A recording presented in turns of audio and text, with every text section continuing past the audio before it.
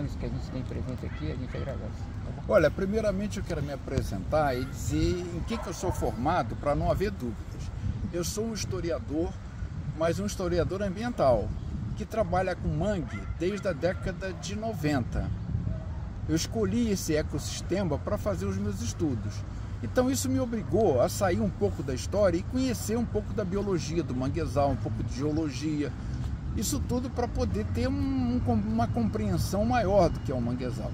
Então eu estou vendo aqui, na Praia das Palmeiras, que existem dois tufos, quer dizer, dois bosques de mangue bem característicos daqui da Lagoa de Araruama, que é bastante salina, né? Então nós temos aqui 3 espécies num bosque, que é o mangue de botão, Conocarpus erectus, a siribeira, a Vicenia schaueriana, e o mangue branco, Laguncularia racemosa. No outro bosque, da outra ponta, nós identificamos 2 espécies, o mangue branco e o mangue preto, ou siribeira, né? Quer dizer, a Laguncularia racemosa e a Vicenia germinas. Não se pode dizer que esses pequenos bosques sejam assim remanescentes de um mangue muito grande, porque é típico de uma lagoa como a Lagoa de Araruama os bosques serem pequenos. São mangues que a gente chama na classificação fisiográfica de mangue de borda ou mangue de franja. Eles não podem crescer porque eles ficam na borda mesmo da lagoa, onde existe uma influência de água salgada, uma pequena influência de maré. Então está caracterizado que é mangue. Havia muito mais, eu acredito que houvesse muito mais e que com a urbanização esses manguezais tenham sido suprimidos em função da urbanização mesmo. Então eu entendo que nos dias de hoje o discurso de que um manguezal é alguma coisa que atrapalha, é um ecossistema que representa lama apodrecida, que exala mau cheiro, não cabe mais. Se o governante não gosta do manguezal, tudo é problema dele.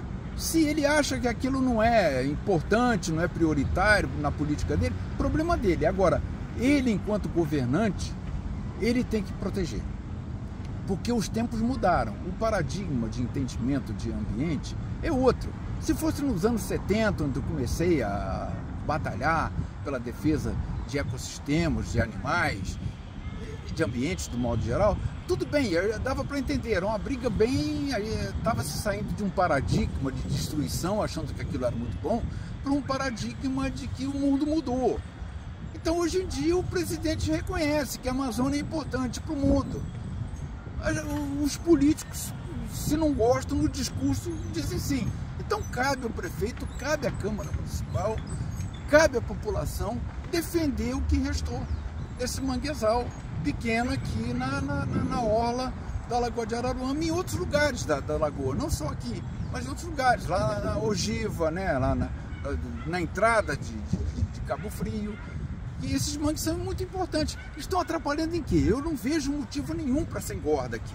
Primeiro, a gente tem as casas, a gente tem a avenida, a gente tem o calçadão, a gente tem uma faixa de areia aqui entre o calçadão e a lagoa. Engordar mais para quê?